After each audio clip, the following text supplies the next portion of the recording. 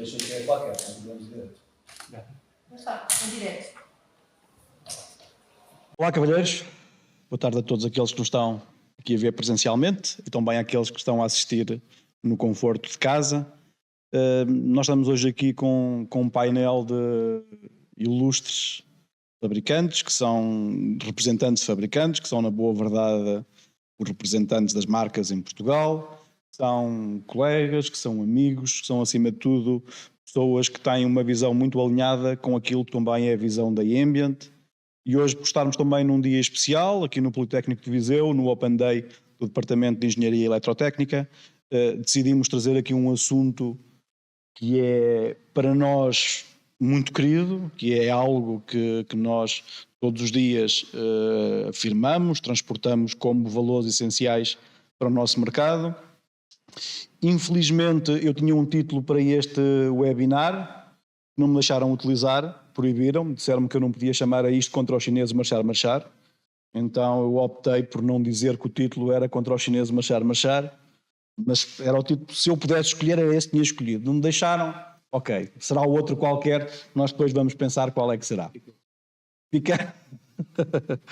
Aquilo que nós vamos tentar fazer aqui, vamos ter a oportunidade, eu penso que, não vou dizer nenhuma asneira, que é possível através dos comentários ao vivo no YouTube, se alguém quiser fazer algum comentário, alguma questão, por favor tentem dizer-nos alguma coisa que vos atormente, que vos preocupe sobre o setor das energias renováveis, que nós tentaremos responder da melhor forma que pudermos e soubermos.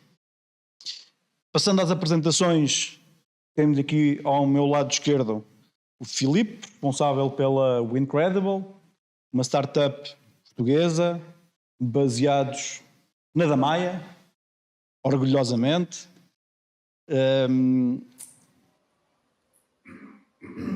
Isto acontece. Fico sem voz. Eu sei que parece difícil, mas às vezes também eu também fico sem voz. Mais à esquerda da Fronius, o Rui Lopes. A Fronius é um fabricante muito conhecido há quase um século pela produção de sistemas de solda para a indústria. Foi aí que eu conhecia a Fronius.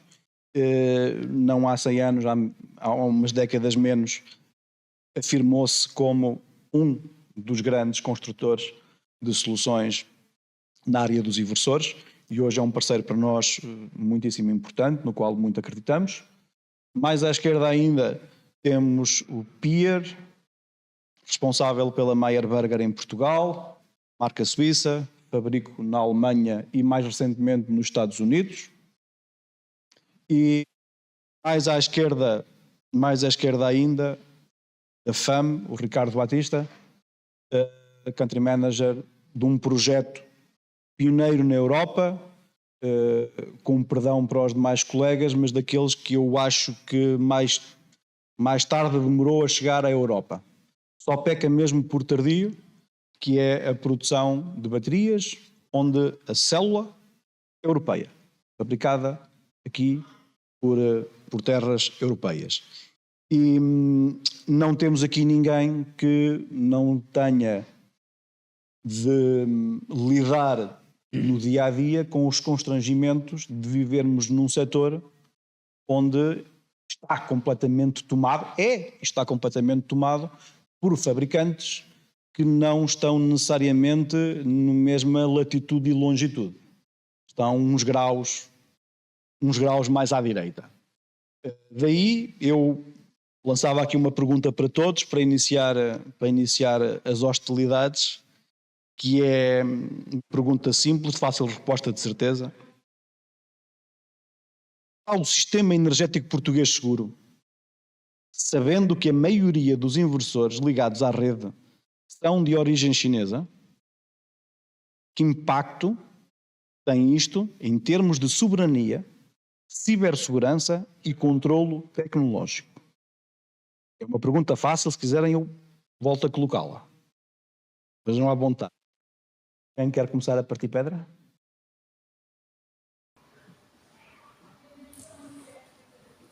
Posso dar aqui a minha chega. Por isso cá estamos. Quando falamos em soberania energética, o domínio de toda a infraestrutura só da poeira, mas o back-end deste tipo de serviços pode colocar uma questão de segurança.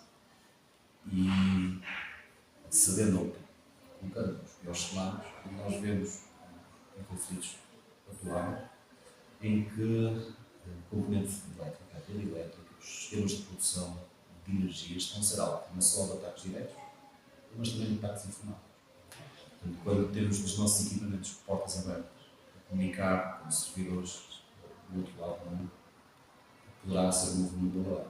Acredito que todos os fabricantes queiram ter o seu sistema blindado, queiram também monitorizar essa produção, mas a verdade é que é uma porta aberta e essa porta poderá ser explorada.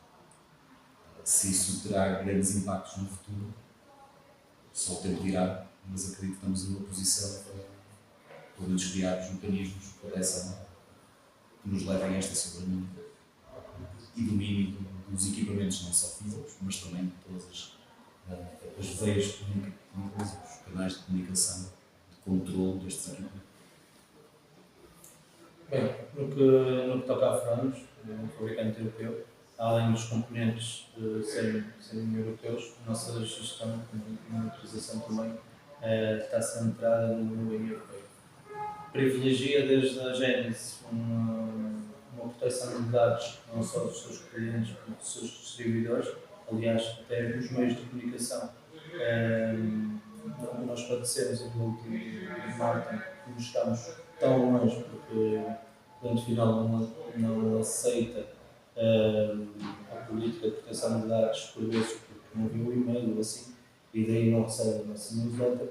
Nós salvaguardamos sempre uma aceitação do outro lado do ecrã, e pode ser do outro lado do mundo. A nossa base de dados é centrada no centro da Europa também, está blindada, algo que parece que aos dias de hoje poderá ser uma mais-valia, é um fator também de confiança para muitos clientes. Muitos clientes têm isso em conta.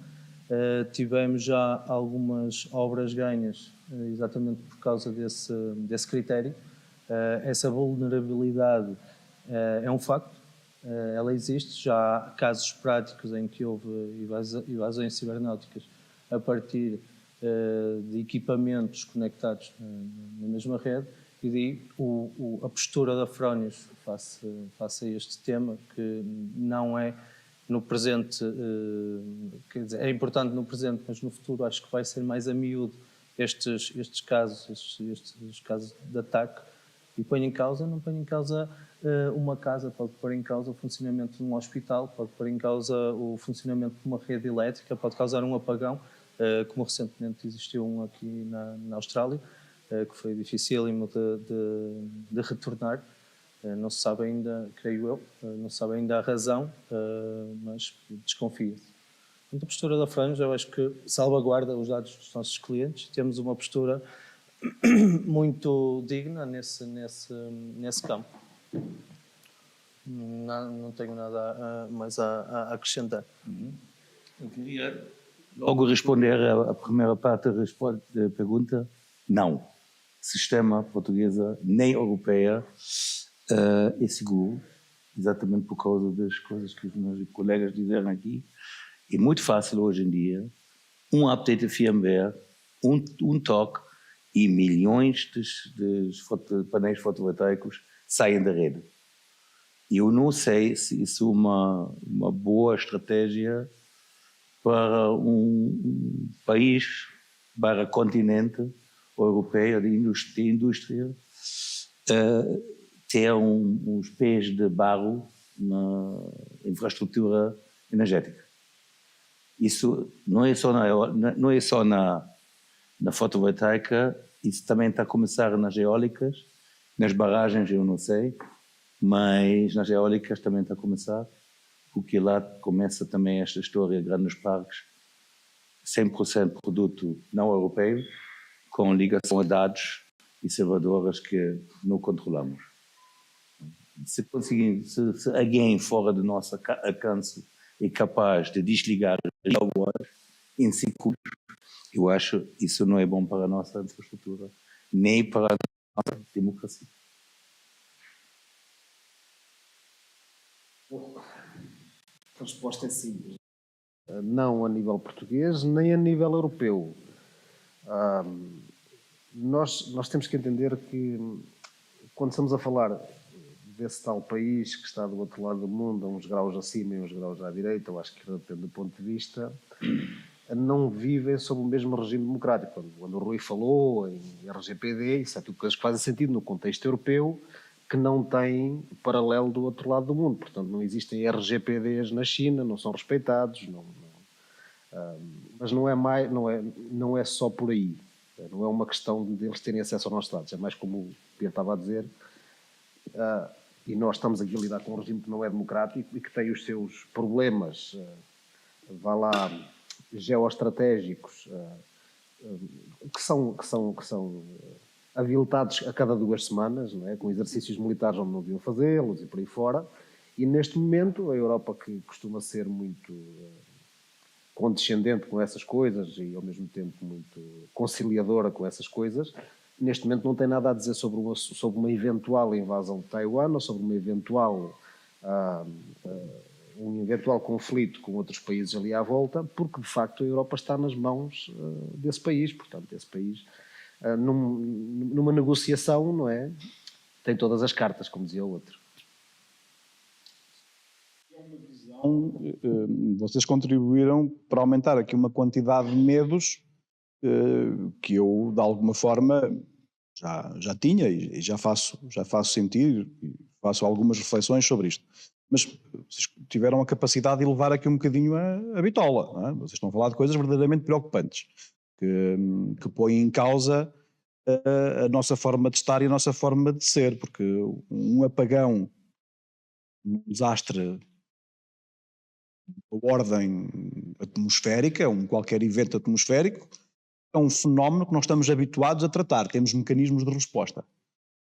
Os gestores das nossas redes estão preparados para lidar com incêndios, com inundações, com terremotos. É algo para o qual nós temos resposta porque eles ocorreram no passado e há de ocorrer no futuro.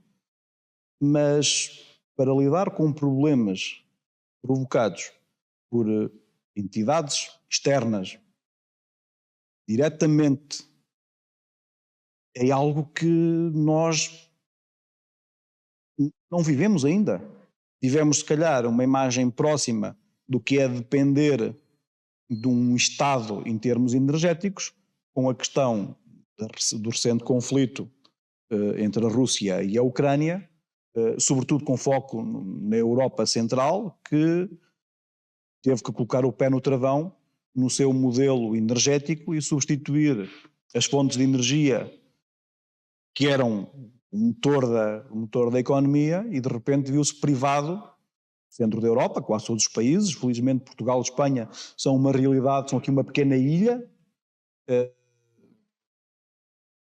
estão mesmo fisicamente temos aqui algumas barreiras, mas o centro da Europa sentiu no comércio, na indústria, no aquecimento das casas, este desligar do consumo, no caso do gás e do combustível russo, pelo menos ali durante o primeiro ano, não é? Depois arranjaram-se aqui portas paralelas que acabaram por conseguir colocar os combustíveis cá na mesma, mas se imaginarmos, isto teve um efeito concentrado, que teve uma resolução, mas ataques informáticos à rede energética a partir de inversores fotovoltaicos é algo que ainda não se viu, mas recentemente, eu acho que foste tu que partilhaste comigo, Ricardo, que a Lituânia tinha proibido o uso de inversores ligados à nuvem se estes fossem de origem chinesa. É assim? Consegues acrescentar alguma coisa sobre isto? Corrigindo só um bocadinho, proibiram a ligação a clouds chinesas. Okay?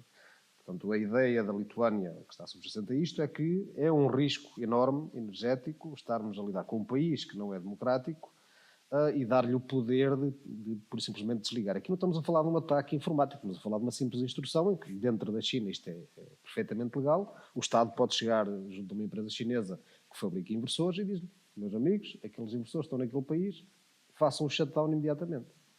Isto é possível. O que se provoca numa rede elétrica de um país? O shutdown, no caso, temos uma ordem de ideias, cerca de 90% dos dos equipamentos que são hoje colocados em sistemas solares fotovoltaicos são de origem chinesa.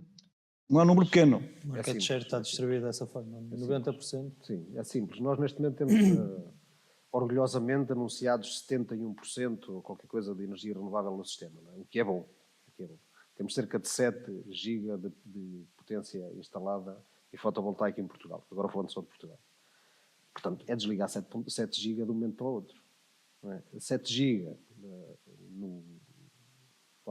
na procura que nós temos em Portugal é o suficiente para crescer o sistema de forma quase irrecuperável.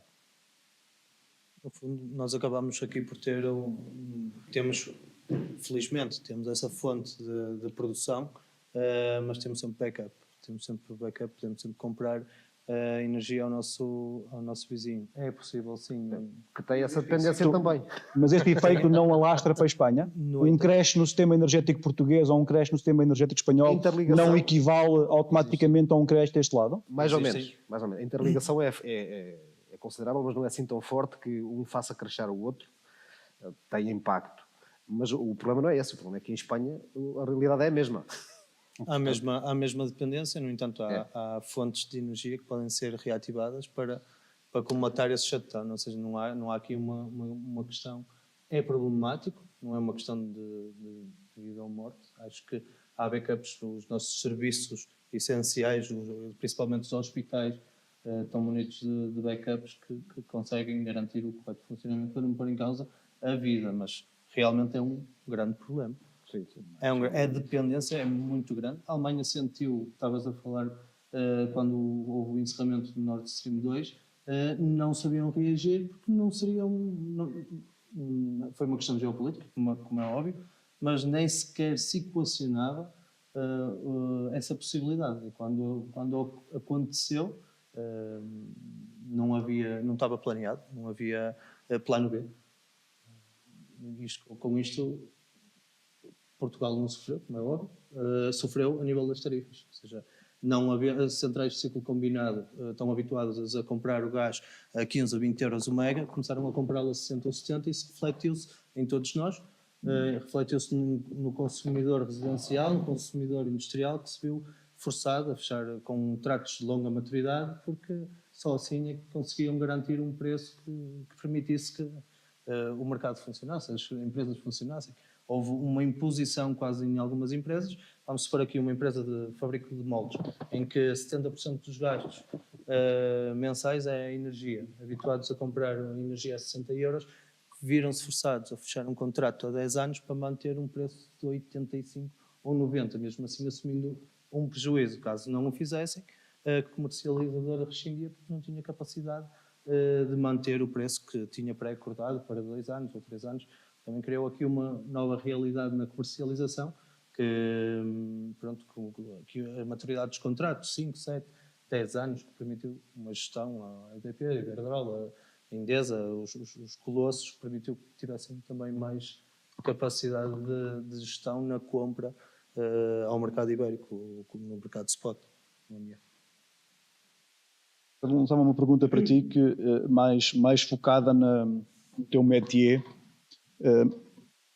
Os equipamentos da FAM são europeus. São fabricados 100% na Europa. Posso atestar, já vi com os meus próprios olhos. Consegue a FAM competir em escala com os asiáticos? Ou a batalha está perdida à partida? Não, a FAM consegue competir em escala. Eu acho que todos conseguem competir em escala se nós estivermos a falar das mesmas ferramentas e das mesmas condições. O problema, hoje em dia, entra-se numa fábrica como a da FAM e nós vimos ali uma produção de 350 MWh por ano com cerca de 25 pessoas. Portanto, não é mão de obra. Está claro, não é? As máquinas são do melhor que há, pronto, a referência é europeu, portanto, é ABB, mas depois tudo o que é de bom de maquinaria está lá, portanto não vamos ter grandes problemas de manutenção. A energia é um bocadinho cara, é um bocadinho, mas estamos a falar de uma fábrica de renováveis, portanto ela até consegue resolver esse problema com algum investimento. Então onde é que está o problema? Porque é que nós não conseguimos, citando agora aí um concurso que houve, um tender que houve agora na China a semana passada, em que o preço médio do quilowatt-hora ficou em 65 euros, nós, 65 euros é muito abaixo do nosso custo de produção. Porquê é que nós não conseguimos competir com isso? Porque depois entrou aqui uma série de outros fatores em jogo.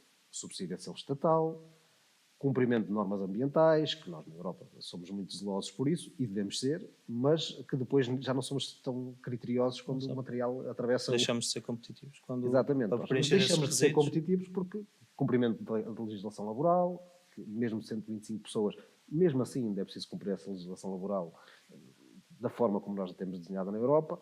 Portanto, não há nenhuma razão, a não ser geoestratégica ou geopolítica, que depois então expliquei outras coisas, para não competirmos. E na maior parte, vamos lá ver, em alguns casos conseguimos competir, a não ser que estejamos a falar já de patamares de qualidade muito, muito, muito baixos.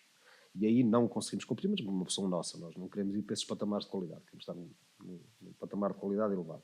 Portanto, é possível competir. Se é fácil, não, porque depois faltam-nos aqui estas ferramentas todas, que não as queremos, atenção, gostávamos é que os outros não as tivessem, que é subsidiação estatal, subsidiação à exportação, subsidiação a isto, cumprimento de normas ambientais, ISOs 14.000, blá, blá, blá, que todos nós queremos cumprir e que exigimos a todos os nossos contrapartes que cumpram dentro da Europa, mas depois fomos ali comprar do outro lado do Índico, já não faz falta, já podem poluir os rios à vontade, já podem...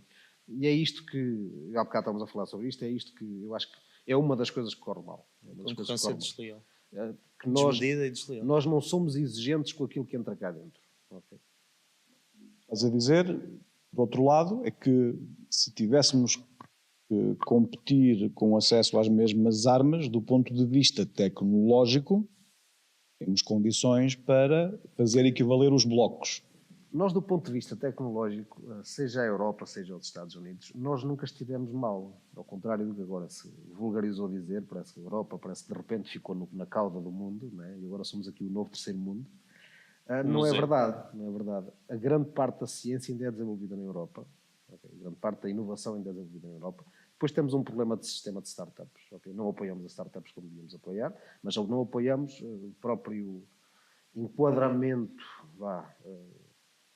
empreendedor, não é muito propício a startups, especialmente, está aqui o Incredible, né? Startups de hardware têm grande dificuldade, porque é hardware, e a Europa não está formatada dessa forma. Eu cheguei durante alguns anos a fazer avaliação de projetos para a Comissão Europeia e eu apanhei muitos projetos interessantes, muito inovadores. Estamos a falar de computação quântica já em 2020 a funcionar ali em França e depois não saiu nas notícias, né? Foi a Google que fez e foi lá o outro que fez, agora os chineses também fizeram, mas nós já tínhamos isto na Europa há alguns anos atrás. Portanto, nós temos, a nível tecnológico, não temos nenhum handicap.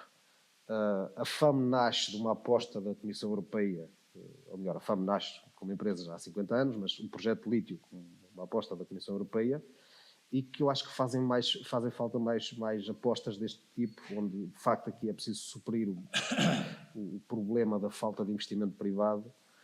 E a FAM nasce desse projeto, com uma aposta da Comissão Europeia de um valor de 500 milhões de euros para vamos pôr a indústria de lítio a funcionar na Europa, a indústria de armazenamento a funcionar na Europa, e falta fazer isto para outras áreas. Okay? Falta fazer este tipo de apoio para a tecnologia que é produzida na Europa, atenção, é produzida na Europa, mas que depois é exportada para os Estados Unidos, porque lá o ambiente empreendedor é outro, porque na China não existe o típico benefício da existência de um cluster, de uma fileira, favorece muito mais o desenvolvimento, de aparecimento, inovação,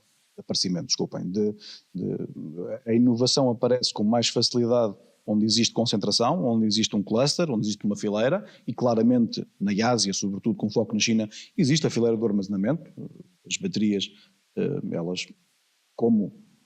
Não há paralelo. Neste momento não há paralelo na potência instalada em lado nenhum.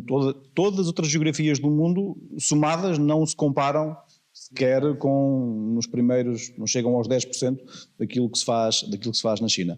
Mas não é muito difícil, e não querendo monopolizar o tempo apenas com as baterias, mas não é muito difícil apenas para a FAM ser a fábrica de baterias da Europa.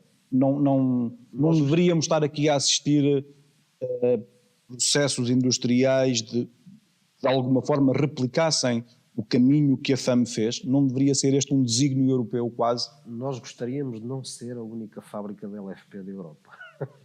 Portanto, é um peso grande de sermos a única fábrica de LFP na Europa e gostaríamos de não ter esse papel. Europa europeia, depois, entretanto, parece que estão aí outras para abrir, mas já não serão europeias, serão investimentos estratégicos, principalmente da China.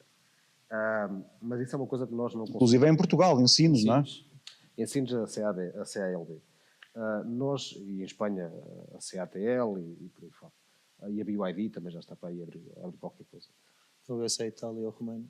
Sim, a Itália e a Roménia, exatamente. Pronto. Nós não podemos aí fazer grande coisa além daquilo que nós fizemos, que é, submetam projetos à Comissão Europeia, pelo que eu sei, as coisas têm, a política, desde 2021, 2022, mudou radicalmente e há um total apoio a este tipo de projetos. Submetam-nos, não tenham, reparem, a Fama aparece lá como um player que, ok, vinha das baterias, mas já havia fábricas de baterias por todo lado na Europa que não se submeteram a este processo, ou algumas que se submeteram e a coisa não correu bem, como foi tirar o elefante da sala já, que é a Northvolt. Mas arrisquem, pode correr bem, pode correr mal, nós não sabemos, não é? Nós felizmente estamos com um projeto muito realista, digamos assim, não sonhamos demasiado, vamos passo a passo, vitória a vitória e às vezes pequenas derrotas pelo meio, mas passo a passo, mas ao mesmo tempo eu também era um apaixonado pelo projeto da Northvolt, que era um bocado mais ambicioso, um bocado mais vamos para a frente e não sei o quê, e podia ter corrido melhor, não correu como todos queríamos, aqui pelo menos na Europa. Mas arrisquem, até porque neste momento há uma predisposição para apoiar do lado da Comissão Europeia brutal. Falavas do ambiente das startups e levo aqui a próxima pergunta para o Filipe, quase como uma provocação, que é o setor da microgeração eólica.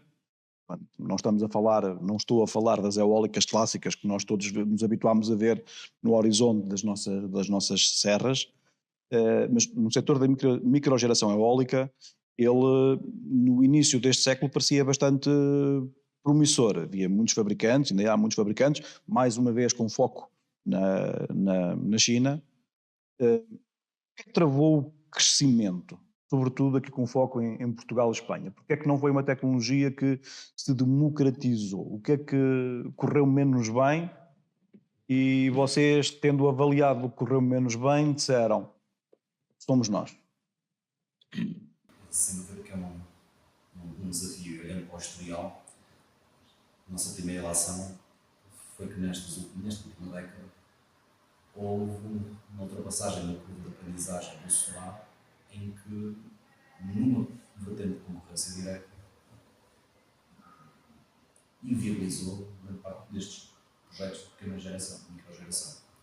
Nós assistimos à falência de dezenas de empresas, não só de produção de microturbinas, mas também dos outros equipamentos, os controladores, os sistemas de utilização. Hoje em dia encontramos muito poucos fabricantes e fornecedores de geradores para este tipo de equipamentos. E ora, isso leva-nos, por um lado, a pensar que realmente é um grande risco.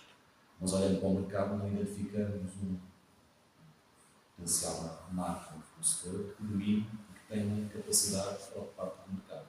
E aqui pensamos que o mercado realmente tem muito potencial. Aquilo que nós vimos foi a concorrência direta do solar direcionou todos os instaladores de autoconsumo a focarem-se e a especializarem-se na tecnologia. E este abandono da componente eólica nunca foi propriamente explorado e acreditamos que hoje, com a inovação que existe, com o avanço tecnológico que está a ser feito, nós também estamos a fazer, vai fazer sentido. Aos dias de hoje nós ainda temos um desafio a nível de custo, mas acreditando que vamos ter um caminho semelhante ao do solar e ao dia das boas, mas de bateria, o custo da tecnologia, o custo do bloco, vai se tornar cada vez mais competitivo e interessante para sistemas de autoconsumo. Claramente é um desafio, não há muita coisa para fazer. Apesar de parecer um sistema simples, envolve muitas áreas de conhecimento e conhecimento especializado. E se nós pretendemos entrar no mercado com um produto de qualidade, um produto que dura 20 anos, que não cria problemas a nível de manutenção, há etapas que não se podem saltar, há desenvolvimento que tem que ser feito com profundidade, para chegarmos ao fim com um produto que realmente faça a diferença e que seja mais valia para o mercado. Estás a dizer que A razão de outros projetos terem falhado foi os problemas que os geradores eólicos criavam, de calhar por não haver peças na fase da manutenção, por as empresas terem desaparecido prematuramente, por os técnicos que faziam a instalação não estarem capacitados para o fazer, tendo em consideração as necessidades estruturais de uma eólica. É um misto. É um bocadinho todas as anteriores, porque são vários os motivos que limitam ou que dificultam que a tecnologia realmente seja disseminada em grande escala. Por um lado, mesmo a tecnologia dos geradores, estamos a falar que praticamente todos os geradores implementados em turbinas de eixo vertical de hoje têm um design com 10 anos. Portanto, a nível da tecnologia que integra estes equipamentos, há melhorias a fazer, há inovação a entrar. Temos um exemplo disso, os geradores com circuitos integrados. Portanto, só também haver uma saturação do solar e uma procura de alternativas, mas também mesmo as condições a nível tecnológico estão a chegar ao ponto reduçado em que faz sentido apostar e também numa ótica de complementaridade. Portanto, a grande penetração e instalação solar está com uma produção muito considerável, mas tem alguns efeitos perversos a nível do mercado. Portanto, não, na hora Não no bico de pato. não bico de pato. E então estas tecnologias complementares, como a eólica em microescala, podem mitigar este problema. Portanto, acrescentarmos valor a sistemas, não totalmente dependentes de uma tecnologia, mas uma complementaridade de várias tecnologias, cada uma mitiga as limitações da outra. No fundo, todos os teus ex-concorrentes e colegas estavam certos antes do tempo. Que é um erro clássico das startups, não é? É estar certo antes do tempo. Poderiam, a nível técnico, portanto, a nível dos equipamentos elétricos, põe um aerogerador, claramente o que poderia não fazer sentido há 5, 10 anos atrás, hoje acreditamos que faz. Se aqueles nossos concorrentes tivessem aguentado, possivelmente estaria numa posição de vantagem para todos aqueles que estão a tentar entrar agora no mercado. Nós não somos únicos. Há, a nível internacional, muitas empresas a tentarem solucionar o mesmo problema, às vezes com abordagens diferentes, mas que sentimos este intervalo de tempo em que perdeu-se muito conhecimento, muito mão utilizado, portanto, pouca gente habituada a trabalhar com eólicas a esta escala. Se alguém se tivesse mantido, provavelmente estaria numa posição de vantagem perante os outros. Vocês têm quase aqui o mesmo problema que tem a FAM, é que estão um bocadinho sozinhos no panorama do vosso produto, porque estamos a falar de indústria, estão um bocadinho sozinhos, não há aqui concorrência a criar profissionais, a criar mercado, a formar, a sensibilizar, a criar pressão política. Não é garantidamente o melhor meio ambiente para conseguir fazer seja o que quer que seja. Eu concordo e discordo, porque se não é agora, não sei quando será. Portanto, se deixarmos passar esta oportunidade, corremos o risco, por um lado, nunca chegarmos a um desidrato, a um produto que faça sentido, ou então voltamos ao inicial, à questão que nos trouxe aqui hoje. Estaremos dependentes de outros, de alguém que desenvolva o produto e que o ponha no mercado. Portanto, os que nós identificamos inicialmente para os painéis solares seriam transferíveis para a tecnologia eólica. Em painéis solares, Piers, uma pergunta é fácil, a resposta é capaz de ser complexa. O que é que diferencia hoje, o dia de hoje, efetivamente, um painel solar europeu e um painel solar asiático, em termos de tecnologia, durabilidade e rendimento? Além de todas as questões que nós já abordamos, geopolíticas. Em primeiro lugar, estrutura e painel. Frame. e mais forte. Eu estou a ver painéis no mercado com dimensões malucas, em que tem um frame muito... Dimensões malucas para a Meyerberger é tudo o que seja acima de 400, não é? Já é uma dimensão. Não, pá, A vossa loucura também começa não, muito mas cedo. há painéis no mercado com 2,50 m de altura. Isso é muito lindo se tem um parque solar no campo. No telhado, isso é, na estrutura como os painéis estão, e com os frames, com o frame em alumínio como eles estão, eles vão dar problema. Porque as células hoje em dia são tão finas e o painel em si está a fazer assim. O primeiro microcrack eu tenho no transporte da fábrica para o armazém, depois do armazém para a obra e da obra para o telhado. Nestas 6 vezes em que o painel vai ser mexido, eu tenho os microcracks com certeza absoluta lá dentro. Porque a poupança é na estrutura do painel. Depois, tem tecnologia, 90% do mercado tem uma tecnologia relativamente antiga, é o PERC, agora tem o Topcon, é um PERC pintado, tem uma camada por cima de um painel PERC. E isso é outra história, é uma tecnologia que os fabricantes europeus começaram com isso em 2000.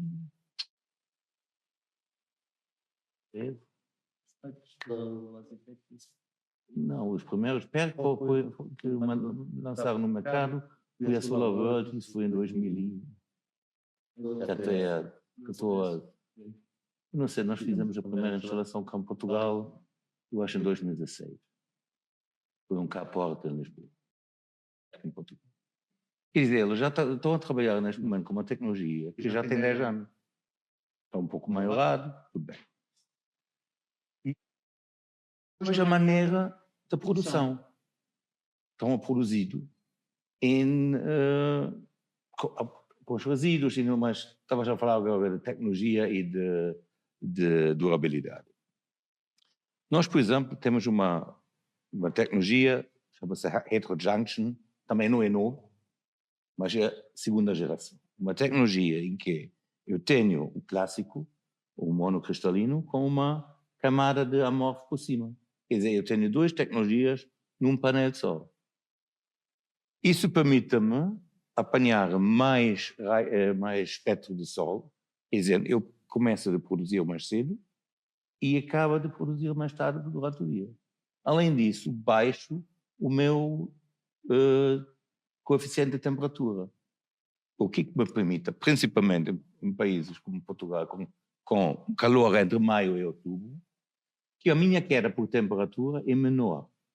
Quer dizer, com todos isso juntos, eu produzo mais energia com a mesma potência instalada. 1 kW heterojunction e 1 kW instalado de PERC. Nós produzimos, depende do sítio, entre 10% e 15% mais. Fabricantes asiáticos, vamos colocar nomes. Aico, à cabeça, porque os últimos 2 anos foram os disruptores. Mas todos os outros que hoje estão lá, a Longi, a Trina, a JTA, a Ryzen, you name it, todos e mais alguns, não conseguem usar os mesmos argumentos, Pedro. Eles não têm a mesma tecnologia. Há 2 fabricantes que têm heterojunction na Ásia, mas um heterojunction, se calhar já está no nosso patamar, porque nós também já estamos há 6 anos, 5 anos com esta tecnologia. Mas o resto tem uma tecnologia diferente. A tecnologia é outra.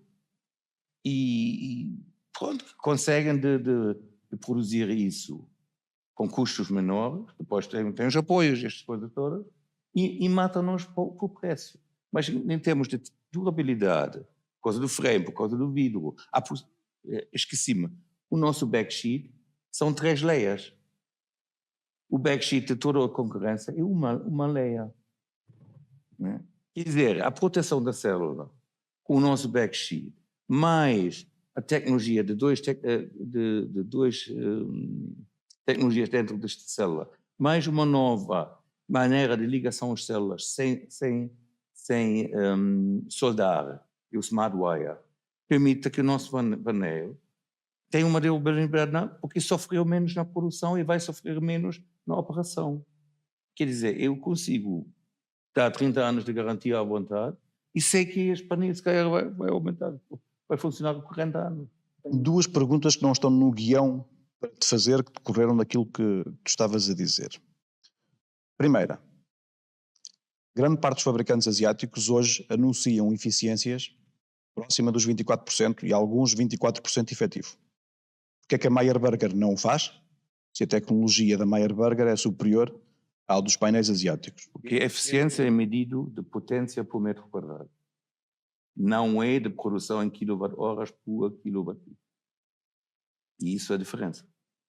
Eficiência, eu tenho X metros quadrados por Y potência. Isso é eficiência. Nós temos isso e estamos a dizer a mesma coisa. Temos X metros quadrados por Y potência.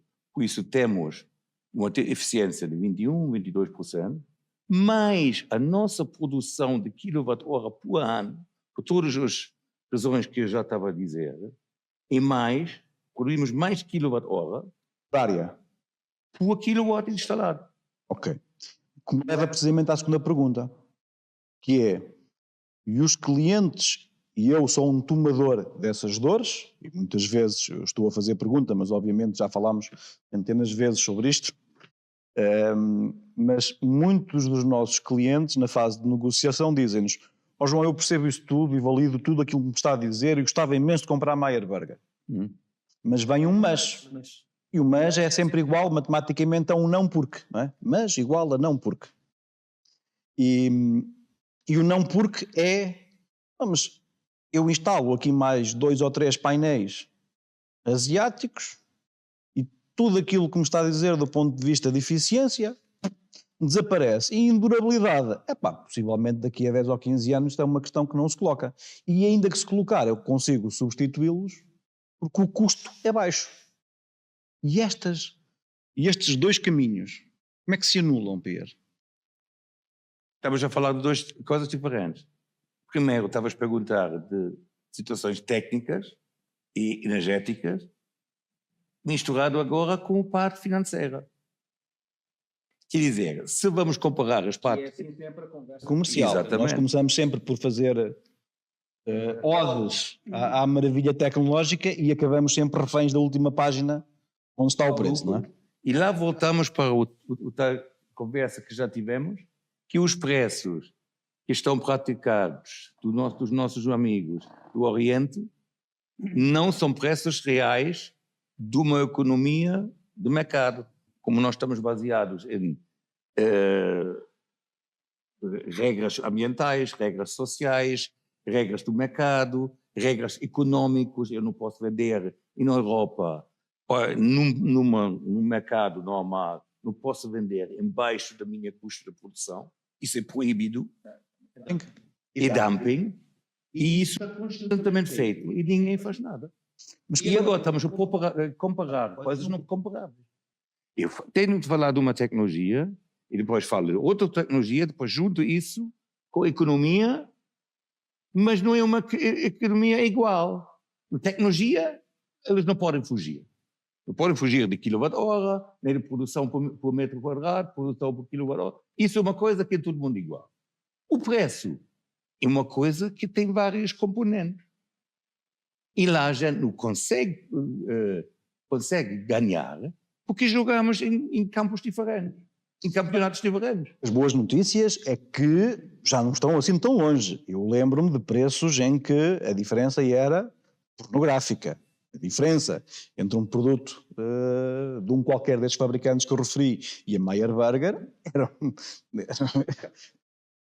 era gigante. Hoje, felizmente, reconheço que também a Meyer Burger terá ter feito aqui algum tipo de esforço para conseguir nivelar o produto pela oferta chinesa. Mas para o cliente é muito pouco sensível. Aliás, são poucos os clientes e os números macro do mercado dizem-nos isto, porque se nós dizíamos que 90% da cota de mercado, market share, é controlado pelos chineses nos inversores, nos painéis solares, eu arriscar-me, iria dizer que estará mais próximo dos 99% do que dos 90%. Sim. Consumidor, porque é que o consumidor ainda está disponível para suportar um custo superior na gestão, no controlo, na produção de energia do lado dos equipamentos, mas quando chega ao lado do painel diz: estou um pouco a borrifar para isso, metam lá Quer dizer, um painel chinês. o painel já começou a ser um commodity. Daqui um pouco, com a mesma estratégia do preço baixo, o inversor, a bateria, a eletrónica vai ser um commodity também. Vamos chegar em pouco tempo, se não vamos fazer nada, em que eles vão dizer: instala-me X kW lá, não quer saber de onde isso vem, o que isso é, mas porque isso é tão barato, e instala-me isso dá 5 anos ou 6, já está pago, vai para lixo e para o novo. Estamos num caminho para isso. Num caminho para isso. Enquanto sociedade vamos ter que pensar nisso. Temos que pensar isso. Voltamos na primeira conversa que tu fizeste por causa de segurança e de dependência. Depois, muita gente não está a pensar o que fazem. Investir hoje num produto que vem do Oriente, de uma potência que está a começar cada vez mais a matar a nossa indústria, compramos agora barato, mas depois não temos emprego, não temos riqueza, não temos estabilidade e vamos ter um problema político. Tudo isso é dentro de uma venda, porque uma venda é uma compra, uma decisão. Cada compra que tu fazes é uma decisão pura ou contra uma coisa. E que compra produto É cultural e é inconsequente. Não. Porque não há esta consciência, as pessoas não têm a consciência do que estão a fazer. Se eles vão comprar isso, eles vão pagar lá. Eu acabo por pecar como consumidor inconsciente em algumas coisas, não Sim. neste Não informado setor, nem inconsciente. mas o que toca aqui é que as pessoas estão a pensar no presente e não estão a pensar sequer, não têm capacidade cultural de pensar no que é que estão a causar a economia em grande escala. Nossa, não estamos a fazer o trabalho, aquilo que estamos nós a fazer hoje aqui, acho que deveria ser... Eu acho que não, estamos à espera que as pessoas consigam transportar de si mesmas para a sociedade e dizer: agora vou pensar nisto de forma coletiva. Isso nunca vai acontecer. Okay? E os regimes onde se tentou fazê-lo não foram bem sucedidos. Digamos assim. Não podemos esperar que as pessoas cheguem à conclusão de que o melhor para a sociedade é isto, e eu vou sacrificar-me pessoalmente porque o melhor para a sociedade é esta solução. Isso. Agora, o que o João estava para dizer, eu acho que só voltando aqui um bocado atrás, eu acho que o João estava a fazer a pergunta de uma forma mais provocatória. De facto, e pegando aquilo no que o Pedro disse, de facto a qualidade não é igual. Okay? Nós estamos a falar de coisas diferentes. Estamos a falar de bananas, e estamos a falar de maçãs, e depois estamos a falar de nozes, e parece que é tudo a mesma coisa, e um painel solar agora de repente é um painel solar. Mas um painel solar não é um painel solar. Um painel solar Meyer Burger é uma coisa, um painel solar Ginkgo de 2,50 m será outra coisa completamente diferente. A estrutura é muito mais barata de construir, como é óbvio, não é? A probabilidade de acontecer alguma coisa também será muito maior do que com o Meyer Burger. A garantia é completamente diferente, como nós constatamos, e às vezes falha. E agora voltando aqui ao que estavas a dizer ultimamente, falha do lado. E aqui a culpa não é do consumidor, a culpa é de quem está a vender as soluções, falha que consiga ser capaz de vender valor acrescentado. É a responsabilidade de quem está no mercado aprender a vender valor acrescentado. Porque se vamos vender... Eu costumo dizer que os clientes ganhos por preço são perdidos por preço. Não é? Portanto, há de haver sempre alguém que vem por trás o Pierre utiliza algumas analogias de algumas conversas que nós temos, que vão precisamente bater naquilo que tu estás a dizer, que é: nós chegamos ao cliente e verificamos que o cliente à porta não tem um BID, tem um Mercedes. Subimos as escadas e não tem uma Xiaomi, tem uma Sony. E continua nesta senda, não é? Vamos aos quadros elétricos e não tem Schint, tem Schneider. Coerência da aquisição. No solar fotovoltaico, que é um ativo, um investimento, um ativo, é algo que afeta a atividade daquela empresa como poucas tecnologias têm capacidade de afetar. Não há nada que nós possamos fazer numa fábrica, num comércio, que de um momento para o outro melhora a eficiência em 30%. Até há, mas é um número de opções muito limitadas. O solar fotovoltaico é o único eletrodoméstico que está a criar todos os dias riquezas. Todas as outras custam todos os dias.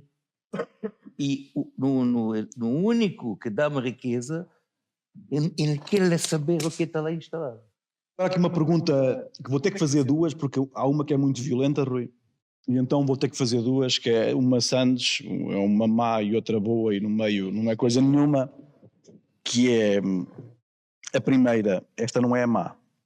Porquê é que os inversores chineses dominaram o mercado em tão pouco tempo? Foi só o preço? Esta é a primeira pergunta, e a segunda, que esta é mazinha. A Fronius é uma referência europeia, efetivamente, eu reconheço que assim é. Já produz alguns equipamentos na China. Quando olhamos para alguns equipamentos que vêm com a marca Fronius e vamos ver na carcaça e diz lá Made in China, como é que se compatibiliza uma coisa e a outra ao mesmo tempo, a mesma estratégia? Vou responder à mais fácil primeiro, porque acho que vou responder à segunda. Como é que nos inversores, eu acho que, com muita pena minha, os painéis têm capacidade de argumentação para justificar o preço, mas acho que aqui a eletrónica de potência vai um bocadinho mais além. Temos um argumentário mais amplo para conseguir justificar a diferença de preço. Parte do material, de um ser alumínio, outro da classe do alumínio do Fronius, acho que qualquer pessoa de senso comum consegue tocar, sem perceber nada de eletrónica de potência, consegue tocar num inversor e noutro e reconhecer qualidade. Fronius, SMA, Postal, CACO eram nos primórdios, nas microproduções, eram inversores que eram utilizados, era tudo made in Europe, havia poucos distribuidores também, havia pouco acesso dos instaladores, por isso debitavam muita confiança ao único distribuidor maior que havia em 2011, 12, e eu acredito que tanto a SMA como a Fronius estavam a trabalhar de uma maneira reativa, ou seja, o mercado pedia, a Fronius vendia. Não havia concorrência, mas era um mercado grande que dava para as 4 marcas. Tínhamos softwares de monitorização bastante arcaicos, houve uma digitalização no entretanto, houve aqui um acesso à internet ali em 2008, 2009, 2010, muito mais fácil, ou seja, nós tínhamos dados ilimitados, antes não, pagava-se muito para ir só checar o e-mail, e a Huawei entra aí nesse período em que havia necessidade de um equipamento mais barato, inclusive. Eu posso falar do meu currículo, passei alguns anos a trabalhar na EDP. A EDP vendia exclusivamente material europeu. Sobre isso, ao jantar com eles. Infelizmente não pude estar presente, agradava-me o debate. E sentimos que realmente, pronto, uma pequena demonstração do Fusion Solar da Huawei, que é um sistema de monitorização bastante user-friendly, isso vendia, e eu geria comerciais na EDP, em que eles diziam: Rui, o cliente está fascinado com outra proposta. E outra proposta, e nós recolhemos 22, 25, 30 propostas perdidas, porque éramos mais caros, estávamos a representar uma marca que era produzida com mão de obra europeia e é desleal competir com outras marcas. Até que em 2019 o desenvolvimento do produto disse: vamos começar a usar o Huawei. A meu ver, os colossos a nível nacional são como uma representação de credibilidade. Acho no fundo fazem a validação. se a EDP usa uma marca de renome, não vai pôr em causa o seu grande nome, a sua presença no mercado.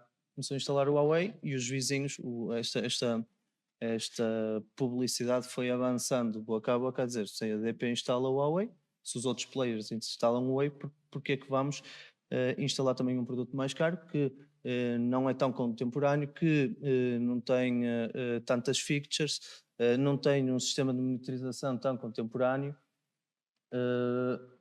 suscitavam estas dúvidas, ou seja, são mais caros e oferecem menos. E eu acho que foi comodismo também de marcas europeias deixarem-se adormecer, por assim dizer, e não evoluírem. E a Huawei fez isso muito bem. Nos primeiros anos começou a vender, se calhar capitalizava 50% dos lucros em R&D, em Research and Development, ou a pesquisa e desenvolvimento. Isso fez com que o produto se tornasse adaptável a cada dia. Por exemplo, o número de MPPTs, que a Fronius estava limitada, a Huawei oferecia, ou seja, iam ao mercado buscar um pouco de client experience, traziam e evoluíam. Eu acho que pecou aqui, as marcas europeias pecaram. Fomos a tempo, há 5 anos começámos, há 5 ou 6 anos, falando da Fronius, desenvolvemos um produto excelente, não dá para comparar, literalmente, e aqui tenho bastantes argumentos. Um inversor híbrido, comparando um inversor com outro, provavelmente custa o dobro e tem razões para o custar. Triplo. Ou triplo. Ou quádruplo, em alguns casos. Em alguns casos mais para o CNA, mas sim. Mas o quádruplo também é quando os investimentos são feitos a pensar que o ROI é em 4 ou 5 anos. E será que uma instalação em 25 anos, um ano, é significativo? Quando pensas assim que esta instalação vai durar 20 anos, se calhar com o Fronius dura 30, e estes 10 anos não tem significado? E isso nós sabemos, que nas microgerações eles continuam a funcionar. Continuam, seguem funcionando. É que somos o único fabricante, a par da SMA, principalmente no nosso país, falo do nosso país, que temos histórico, temos máquinas a funcionar monitorizadas há mais de uma década, há 2 décadas quase. O nosso primeiro inversor foi instalado em 1995, há 30 anos. O Huawei não existia, chegou tarde, chegou preparado, chegou com o TPC feito e ofereceu aos clientes a um preço bastante competitivo aquilo que queriam. Hoje em dia, com soluções bundle, com soluções de acumulação, podemos dizer que estamos a um preço muito competitivo no segmento residencial, conseguindo ter inteligência artificial também nas baterias. Temos outros argumentos, eu não queria entrar num detalhe da máquina, temos saídas digitais, temos ventilação ativa, o que faz com que a máquina dure muito mais tempo, a temperatura é um inimigo dos componentes eletrónicos, acaba por matar o inversor pouco a pouco, e a Huawei não pode dizer que eu tenho um inversor a funcionar há 15 anos. Com a temperatura ele pode perder eficiência e realmente não prometer, fazer aquilo que promete no datasheet. Nós temos casos reais, temos equipamentos a funcionar com 80% de eficiência há mais de uma década. Acho que isto responde à primeira questão, estamos mais caros, temos argumentos mais pálidos, temos saídas de emergência, mesmo quando a rede elétrica para o seu fornecimento, conseguimos ter uma saída de 230 volts. Temos o nosso próprio backup a um preço competitivo, ou seja, demoramos a chegar aqui às mesmas features, mas agora acho que estamos bastante competitivos e acho que estamos a tempo, ainda há mercado para ressuscitar a Fronius. Falando aqui numa perspectiva pessoal, não profissional. Acredito no que estou a dizer, é o que eu quero dizer. Tendo respondido dessa forma, não vais ter dificuldade nenhuma de responder à segunda pergunta. Lembro-me só outra Como é vez. que... Ok. A Fronius, sendo um fabricante europeu e tendo apostado todas as fichas na lógica de afirmar a produção europeia como o desígnio, como bandeira, como posicionamento, como é que produz, se eu estiver errado, por favor, como é que produz equipamentos na China? Do que eu tenho conhecimento de desenvolvimento de produto, temos apenas algo. Meter, por exemplo. O meter, alguns componentes, é 98%, o que me chega do desenvolvimento de produto, 98% dos componentes do assembly são produzidos na Áustria e na República Checa. A máquina é assemblada lá e são comprados, por exemplo, temos o PB Point Comfort, que é a tal saída de 230 quando há falha da rede, é da Panasonic, ou seja, compramos elementos não deixando de ser europeus. A bandeira mantém-se, por exemplo, a bateria, as células, provavelmente há uma grande probabilidade de serem chinesas, no entanto, o assembly, a montagem e tudo à volta da célula é europeu. O Made in China que te referes é o meter. Ou é onde ele é mais visível. Diz lá, lateralmente, Made in China. Não o escondemos. É um componente. Consideramos um componente, um paralelismo. Vimos que o custo de fabrico não faria sentido ou incrementava ainda mais ao preço. Eu percebo isso na concorrência direta, e nós que somos uma empresa que trabalha nos inversores de rede exclusivamente quase 100% com SMA ou com Fronius ou com SMA, na comparação direta do vosso meter com o meter da SMA, o vosso é incrivelmente muito mais barato, não tem comparação. Posicionamento em relação ao mesmo ao equipamento similar na SMA, o vosso, mas a SMA por outro lado também, vocês fazem o data, o meter, desculpem. A SMA produziu efetivamente equipamentos na China. Inclusive fez rebranding de equipamentos. O inversor mais potente deles, a operação é da 110. Exatamente. Da Sungrow, e é público. Não vou dizer nenhuma novidade. Eu acho que as marcas europeias, mesmo assim, tentam, mantêm a coerência, se é isso que eu perguntei essa, conseguindo a política de qualidade é mesmo. Conseguem ir buscar um produto ou um componente que nos torna mais competitivos. Senão saíamos completamente. Era um preço estratosférico. Consegui responder à tua. Sim, não vou escarafunchar muito mais aí na questão. Foi uma estratégia da Fronius para continuar competitivo.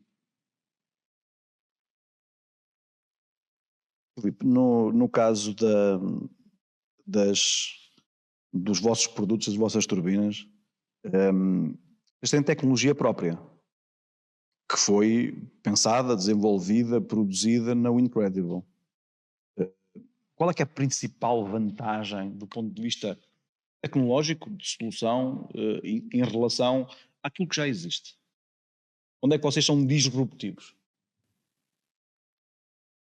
A nossa principal inovação neste momento é na componente aerodinâmica da turbina. Portanto, foi um dos primeiros passos a nível da investigação durante o seu doutoramento e pós-doutoramento, e foi na adaptação dessa tecnologia que nós chegamos a este design. Portanto, o design em si, quase um compromisso de uma série de variáveis, ela tem inspiração de outros designs de turbinas, evidentemente. Tem algumas componentes inovadoras, algumas que não estão materializadas ainda neste modelo. Portanto, aquilo que nós patenteamos não está 100% materializado neste modelo. Portanto, há uma camada de inovação a aplicar. A aerodinâmica também, as máquinas elétricas e a eletrónica de potência é um fator crucial para a correta produção e operação do equipamento. Portanto, com a nossa equipa, nós estamos a falar de 4 elementos, fizemos estes primeiros designs, os 2 modelos que nós temos prototipados e em teste, acreditamos com mais reforço a nível de equipa, mais investigação e desenvolvimento de alguns componentes, ainda conseguimos dar a produção efetiva e depois a rentabilidade do equipamento. Portanto, hoje o turbina funciona, prova que é possível.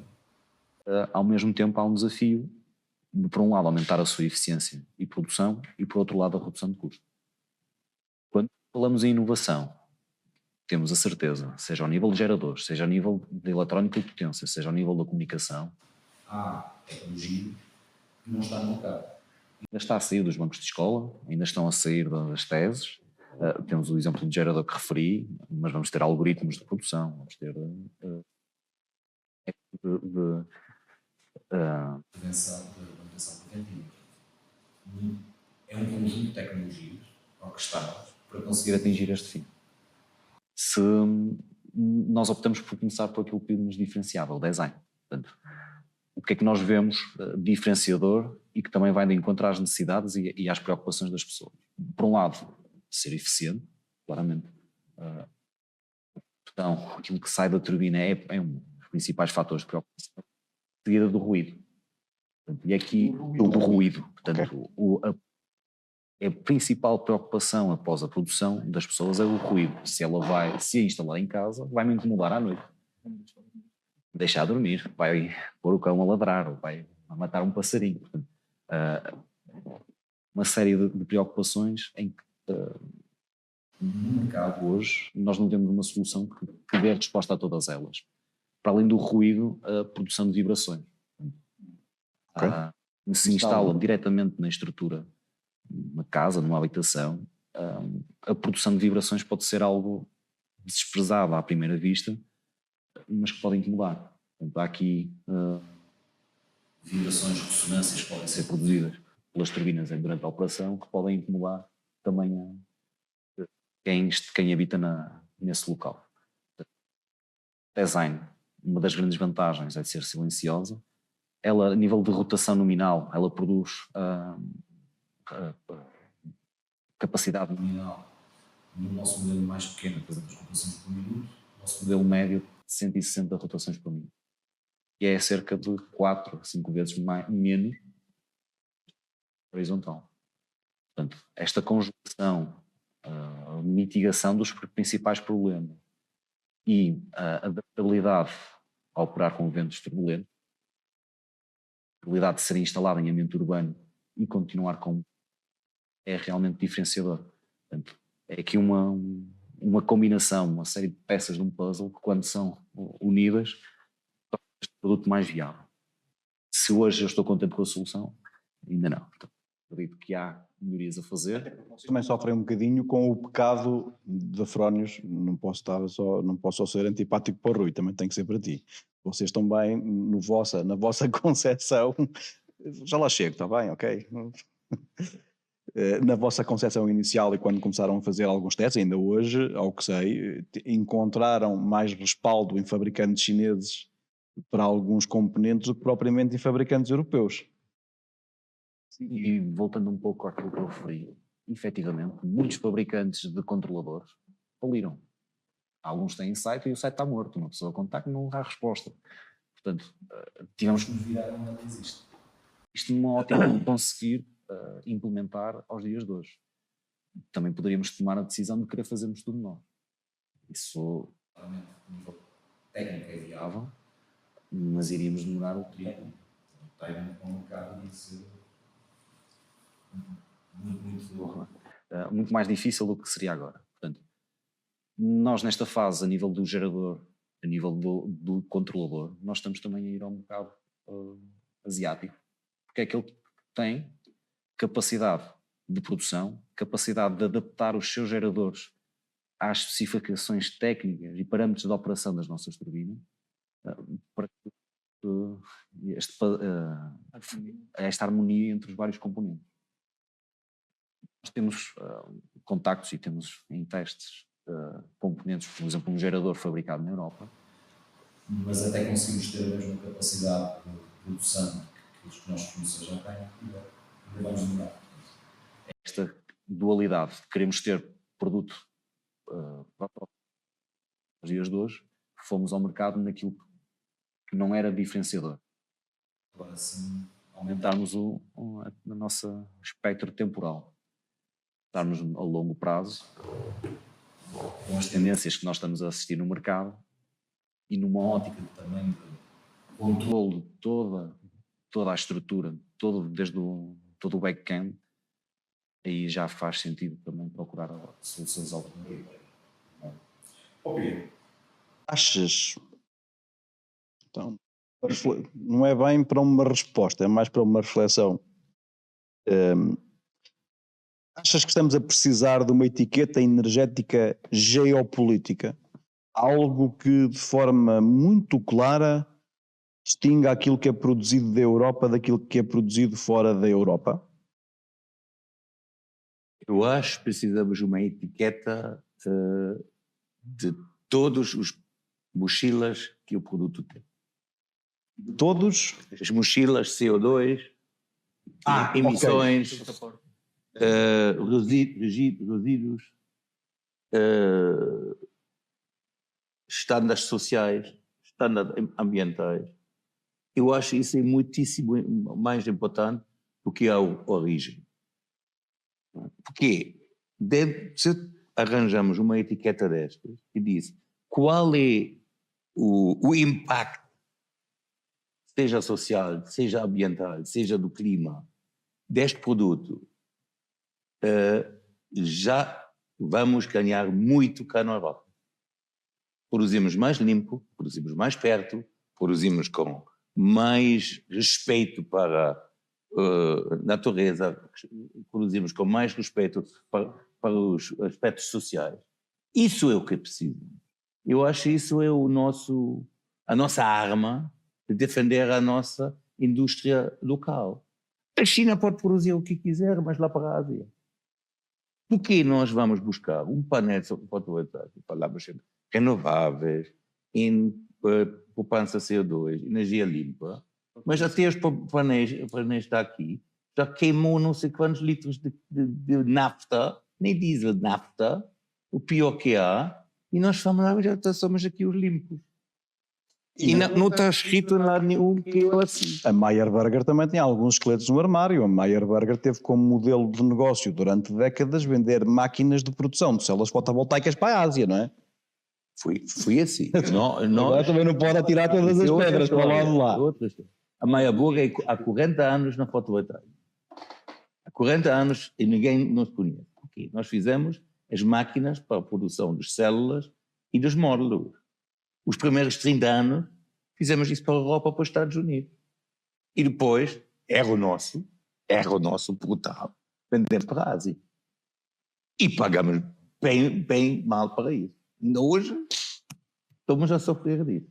Foi um erro fatal, mas não só fomos nós, foi toda a indústria europeia e a indústria americana que ensinou os asiáticos fazer. Alguém da Volkswagen poderia estar hoje em Volkswagen a dizer precisamente o mesmo que tu estás a dizer. Agora vão se calhar dizer, mas durante décadas eles ganharam a rio de dinheiro lá no curso, muito claro. Pagaram manual aos engenheiros humanos. Exatamente. Acho BMW a que é mesma bastante coisa, gente. Mercedes a mesma coisa. E não venderam os classe A, não, venderam os classe S, os Gs, e o BMW a mesma coisa, classe 7, os X não sei quê, não é? Coisa de ganância e uma coisa que não perceberam com que eles se meteram. Não, eles não tinham ideia. Eles foram lá ensinar, lá vamos produzir bagagens. Mas no mesmo tempo ensinar eles, criar uma indústria que agora está a matar a MAI. Ou não é a MAI, mas o professor. Nós fizemos parte disso. Não há dúvidas. Chega a todos. A FAM, como podia deixar de ser, também tem esqueletos no armário, no que diz respeito à relação italo-chinesa. Também existem aí uns gatos com o rabo de fora. Pronto, lá não são. Nós temos um histórico de 50 anos a vender chumbo ácido. Isto pegando ainda mais atrás onde tu queres chegar. É de chumbo ácido, e durante 20 anos tivemos uma fábrica na China, e ainda temos, para fornecer o mercado chinês. Okay? Os carrinhos de golfe dos Jogos Olímpicos de Pequim de 2008 foram equipados com baterias FAM. um facto histórico curioso, só que na altura os chineses nem sequer tinham tecnologia de bateria, portanto o EFAM forneceu para um evento de bandeira deles. Quando passámos para o lítio, deparámos com a realidade de agora compatibilidades de inversores. Okay. Lá com os fabricantes europeus. Falámos com a Fronius, falámos com a SMA, mas a SMA não falou de volta. Falámos com a CACO e acho que não chegámos a falar com a Costa. Acho que não chegámos a falar. Acho que não, mas não estou a falar. O objetivo inicial era a SMA, até porque nós escolhemos o CAN Bus por causa da SMA. A SMA não nos passou mínima confiança.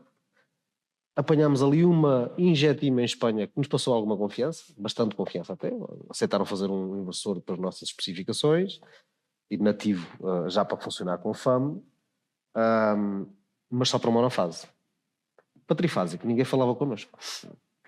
E a única marca que aceitou adaptar o firmware do inversor naquela data, atenção que hoje estamos a falar com a Fronius, é um processo ongoing, hoje estamos a falar com a CACO, está mais avançado do que o Fronius um bocadinho, portanto é um processo bem encaminhado até porque nós temos outras relações com as Siemens é que fornece os sistemas de combate a incêndio nos contentores e por aí fora, e daí surgiu aqui alguma simbiose, portanto a CACO aparece aqui como natural parceira, mas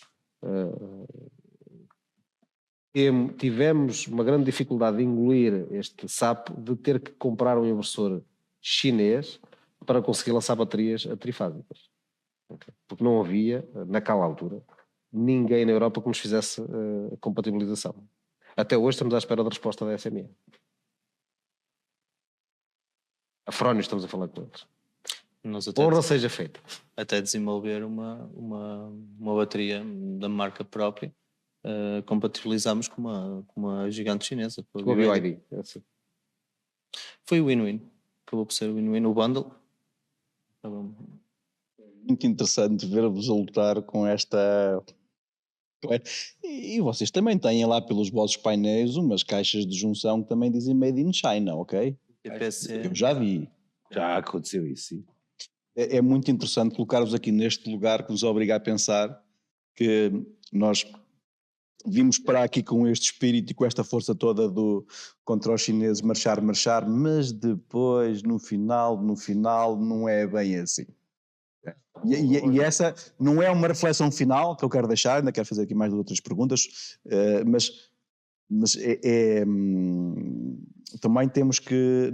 Eu estou fora desse lote porque nós não fabricamos nada, quer dizer, fabricamos, fazemos software, mas isso fazemos aqui em Repeses, Viseu, ao lado do Politécnico, onde estamos hoje. É a única coisa que nós efetivamente fabricamos.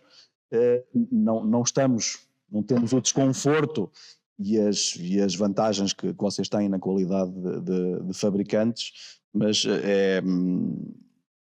vou-lhe chamar interessante ver-vos a sofrer com estas... Não é um sofrimento. Com este entranho da economia chinesa ou dos componentes chineses, é utópico quase. Neste momento nem tens alternativa em alguns casos. Quem quiser construir algo... eu trabalhei durante é utópico não usar eu estive 9 anos, que seja chinês ou asiático. Eu estive 9 anos em eletrónica e havia componentes que já nem sequer se fabricavam noutro sítio. Não havia produção em mais nenhum lugar do mundo. Aliás, há componentes de eletrónica que só se fabricam algumas semanas de um ano inteiro. E numa fábrica na China. E não havia alternativa. E não havia mesmo hipótese. Ou então não fazias a eletrónica. Podias ir por esse caminho, não é? Adaptava a janela temporal que falaste. Estava mais 5 ou 6 anos a desenvolver alguma coisa para poder lançar o produto. Até poderia haver know-how. E deixava de fazer sentido. A diferença é, postos perante alguma alternativa, a nossa preferência vai sempre para o europeu. Mas é preciso que a alternativa exista. Não é? E que seja razoável, não vamos dizer assim, tem que ser o mais barato do mercado. Não, até porque depois há aqui muitas coisas que se ganham paralelas, que a logística é muito melhor quando estamos a comprar um europeu, não é? Mais rápida a entrega, se calhar até a customização, se nós apanharmos um europeu que esteja disponível para fazer esse tipo de adaptações, mas é preciso que exista essa alternativa. Como tendência de mercado, como necessidade, aquilo que nós assistimos em 2025, onde toda a gente aposta as fichas, é no armazenamento. Indubitavelmente o armazenamento está na ordem do dia. Para nós, inclusive, nós começamos a olhar para tudo aquilo que nós fizemos ao longo dos últimos anos e percebemos que o fotovoltaico, as taxas de penetração são cada vez menos interessantes, há cada vez menos para fazer, novo, mas em contraciclo temos o armazenamento a crescer e todos os fabricantes, todos os players, todos os distribuidores estão a tentar fazer alguma coisa no armazenamento. O que é que o armazenamento está a colocar em cima da mesa hoje que faz com que seja viável, interessante e útil que não colocava há 3 anos atrás, não vou mais longe? O que é que mudou? De forma geral o business case. Okay? De forma geral o business case em 2 sentidos. O custo de oportunidade associado ao fotovoltaico aumentou bastante, porque hoje em dia investir em fotovoltaico já não tem o retorno de investimento que se tinha há uns anos atrás, por muito baratos que estejam os módulos fotovoltaicos e por muito baratos que estejam os inversores que baixaram de preço, o preço da energia na hora de produção solar baixou ainda mais.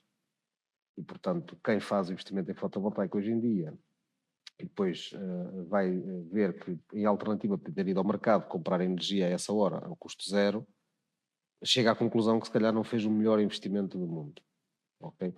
Portanto, há esse problema. Não é todo o ano, mas uma boa parte do ano. Amanhã é um exemplo, hoje é um exemplo, vamos ver o preço do OMIE e chegamos à conclusão que o horário do solar está energia a custo zero. Ou não vem custo zero, pois temos as tarifas de acesso à rede, mas ainda assim vai a 15 euros, 20 euros por megawatt-hora, o que é uma coisa que não dá para justificar o investimento em fotovoltaico. Mas depois temos o resto do dia, onde, de facto, ainda continua a faltar energia e temos que importar dali, ou temos que ir buscar a ciclos combinados, ou temos que ir buscar a nuclear à França, ou temos que ir buscar onde se consegue arranjar energia. E nesse caso aí, dava jeito que aquele excesso de energia produzida pelo solar transitasse. Este problema tem-se vindo a agravar. E, portanto, isto é um lado da coisa que empurrou para mais necessidade de armazenamento. Nós precisamos de tirar esta energia que está aqui no horário solar e transportá-la para os horários não solares. E, por outro lado, a tecnologia evoluiu. Centralizada ou descentralizada? Das duas formas. Tem que ser centralizada e descentralizada. Não funciona uma sem a outra. Depois, do lado da própria tecnologia, os preços das baterias caíram drasticamente. Portanto, nos últimos 3 anos caíram 75%, qualquer coisa assim. 75%, ok? Estamos a falar. Há 4 anos atrás nós olhávamos para uma bateria, era vulgar ter preços de 1000 euros o quilowatt-hora, e hoje em dia isso não é um preço que... Já estamos na fase da estabilização do preço das baterias? Esta é uma pergunta que me fazem... Nós, quando estamos a lidar com a competição chinesa, não sei se alguma vez já existe estabilidade no preço. Eu acho que não vai existir estabilidade no preço porque eles tipicamente, ou historicamente, produzem mais do que o mercado absorve, não é? Contra os meus melhores interesses, isto não pode significar que os nossos clientes adiem o processo de decisão de compra? Estão sempre à espera do melhor momento para comprar? O melhor momento para comprar é quando o negócio faz economicamente sentido. E depois adiar pode só empurrar o payback para a mesma data onde já estava antes ou mais para a frente. Portanto, assim, é histórico. Eu andei no fotovoltaico no tempo em que os painéis fotovoltaicos custavam 50 cêntimos o watt-pico e era um preço bom. Isso foi há 3 anos, foi há tanto tempo, no caso da Meyer Burger. No caso da Meyer Burger. 2015, 2016. 2015, 2016 era o standard de mercado, depois tínhamos a LG, que tinha uns painéis mais caros. Diz-me se estiver errado, Pierre, mas em 2022 os painéis da Meyer Burger custavam mais de 50 cêntimos o watt-pico. Em pequena escala, sim. É que não é só isso que alimenta essa especulação e esse atraso, desculpa. Sim, força. Essa especulação atrasa as decisões. Não só isso, mas também a nossa gestão dos subsídios. Não sei se irias nessa rubrica ter uma pergunta e eu estou a spoiler, mas não tive acesso. É vingança, faz sentido. Mas acho que atrasa muito porque as pessoas estão na expectativa que vai ser em fevereiro, que vai ser em março, que vai ser em outubro. Tem uma publicação de João Galamba há pouco tempo, tem que se binarizar a resposta ao público-alvo e dizer não vai haver ou vai haver e quando, porque senão um instalador está um ciclo de negócio todo parado entre fabricantes, instaladores, tudo na expectativa de só com um pipeline gigante de pensar em 2025 posso faturar 2 milhões, posso não faturar nada, porque eles estão à espera que seja dia 27 de março que saia o apoio. Aí há a semelhança também de a especulação dos preços das baterias, que é igual. criada por si só. As Nós- pessoas a nós pensam nos temos- últimos 3 anos, passaram 75%, será que não há capacidade de baixar mais? Mesmo se passou com os módulos, mesmo se passou com os inversores. Mas nos módulos já começamos a ver algumas tentativas por parte de quem tem capacidade de comunicar para o mercado, de dizer, epá, se calhar chegámos aqui a uma altura em que os preços já estão novamente a fazer a inversão. Já acabou a loucura. Ainda há pouco falava lá fora com outro colega da área, em que dizia que até a própria, quem estava aqui a magoar o mercado, fazer dói-dói à concorrência, que era a AICO, eles próprios já têm uma estratégia diferente para este ano do que aquela que os trouxe até aqui. Já não saem no fim do ano. Todos os produtores chineses Sim, certo. têm um déficit brutal. Brutal. Cada módulo que sai daí sai com prejuízo. Eles só conseguem fazer isso até um momento. Claro, a AgroChina é cheio de liquidez. Mas também há um limite. Num momento em que nós estamos hoje aqui a viver um momento histórico como a Europa nunca teve. É que vai ser difícil completar este raciocínio para fazê-lo da melhor forma. Nós temos a guerra à porta, vivemos um momento climático com acontecimentos sem paralelo e, ao mesmo tempo, temos, do ponto de vista tecnológico, condições para resistir a estas circunstâncias como nunca tivemos antes. Do per si de uma catástrofe natural ou o medo per si de um evento qualquer disputado por uma guerra ainda que longínqua não deveriam ser argumentos suficientes para acelerar enormemente a compra de inversores e de baterias e de painéis europeus e cada um ter dentro da sua casa a sua ilha energética? Devia ser.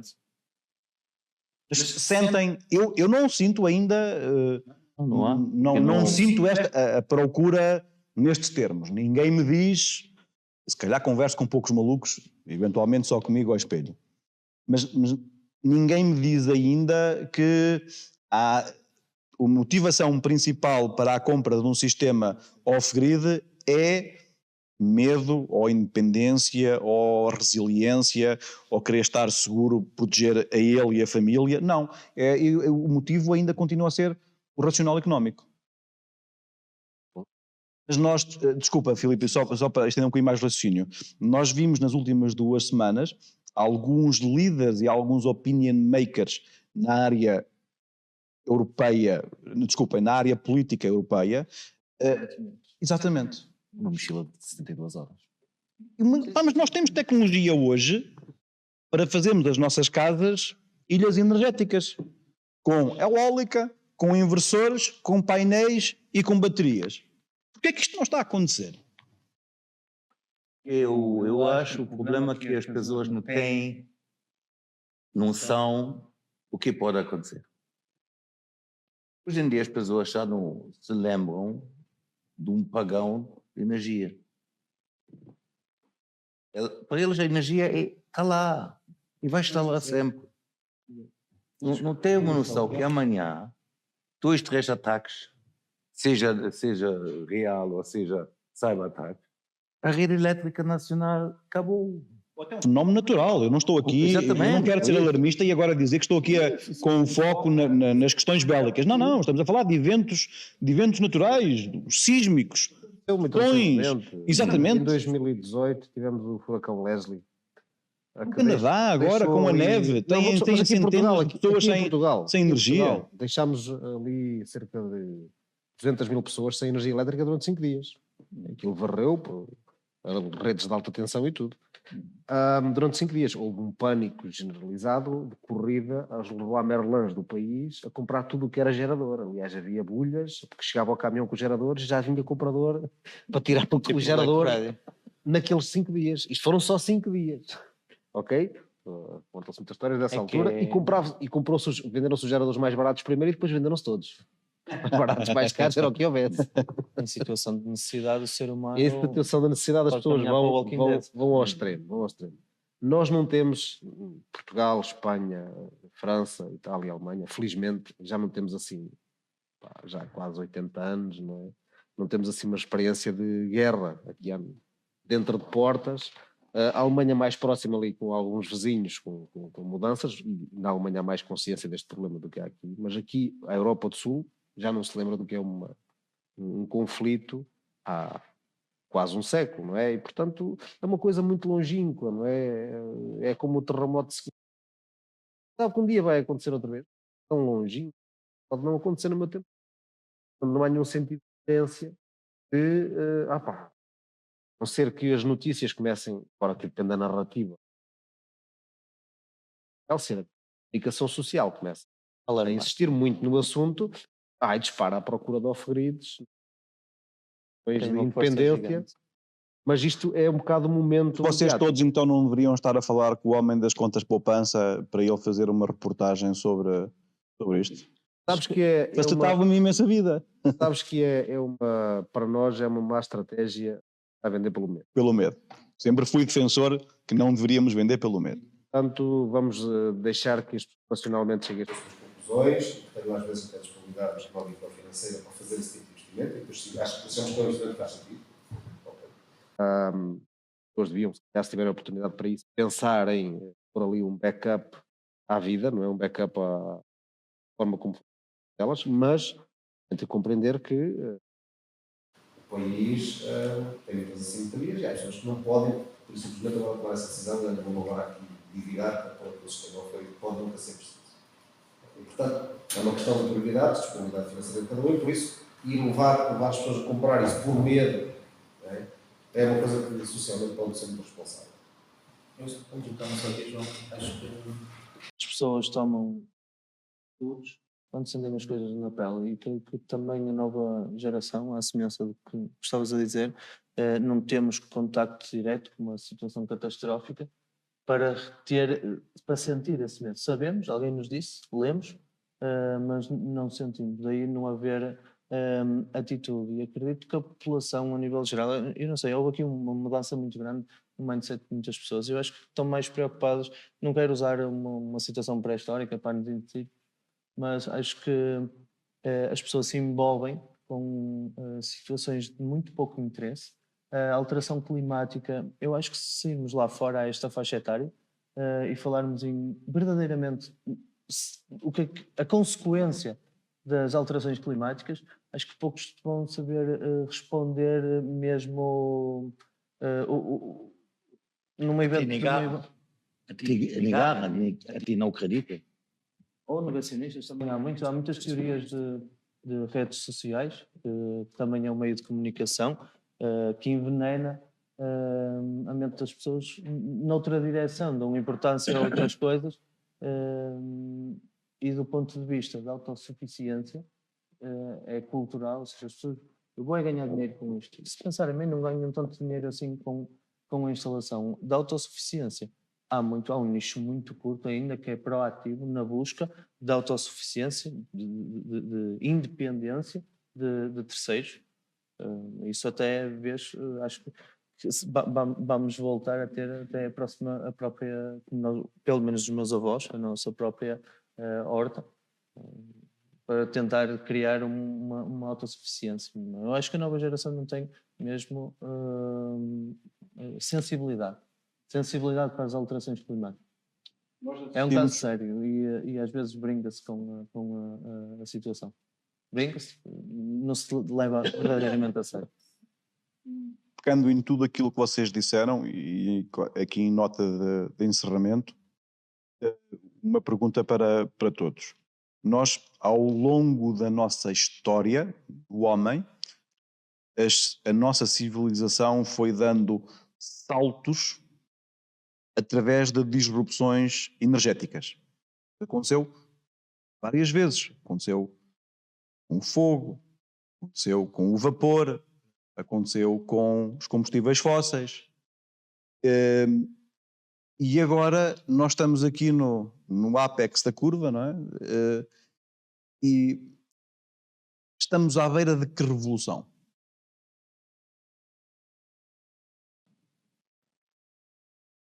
O próximo passo é a sustentabilidade.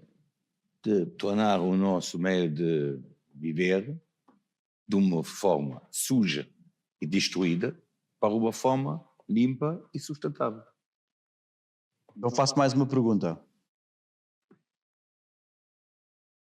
Todas as outras revoluções que tiveram por base a energia, o fenómeno da alteração do status quo da energia, vieram acompanhados de um ganho de qualidade de vida. Ou seja, subiram-se alguns degraus de qualidade de vida. Fosse isso o que quer que fosse. Em alguns casos foi ter acesso à proteína, noutros foi ter acesso a ir de férias. A sustentabilidade vem acompanhada, se calhar, de temos vida, ok, mas de uma perda de qualidade de vida como nós a conhecemos hoje. Pode Eles implicar... querem dizer à gente.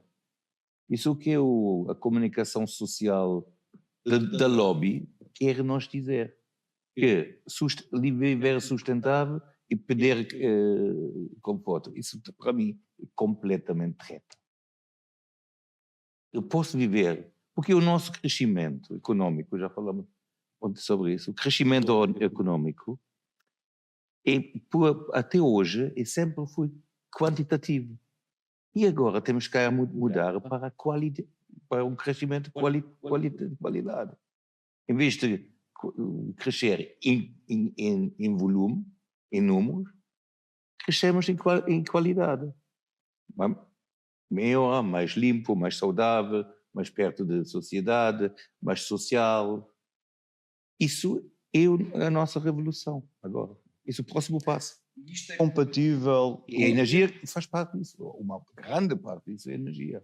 Energias renováveis. Eu acho que a questão, francamente, não se coloca. Não há retrocessos nesse âmbito. Nós estamos aqui a ter esta discussão precisamente por isso, porque as pessoas querem ver a sustentabilidade, mas não perdendo a qualidade de vida, porque se quisessem perder qualidade de vida não precisavam de andar a instalar fotovoltaicos, nem precisavam de andar a instalar baterias, porque simplesmente não consumiam a energia e está. Mas as pessoas querem consumir mais energia e manter a qualidade de vida e não perder e não prejudicar o ambiente, a economia circular e por aí fora. Portanto, esta discussão existe por isso, porque nós queremos manter a qualidade de vida, melhorá-la, se possível, mas ao mesmo tempo ser sustentável.